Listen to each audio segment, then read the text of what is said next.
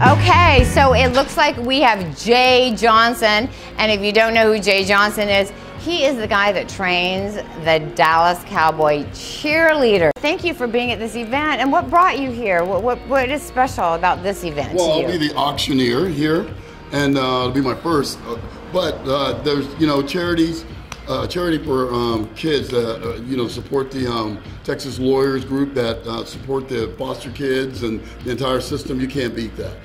I can't think of a better exercise for the heart than reach down and pick somebody back up. Just lift someone up. Yeah, it's outstanding. So I want to thank you for your service. I want to thank you for being here and sponsoring, because these kids really need our help. These foster kids that are neglected and that are abused, and I really appreciate it. And I can't wait to see your, what do they call it? They call it a chant, like an auctioneer chant. Oh yeah, oh my God. So have you been practicing? Okay.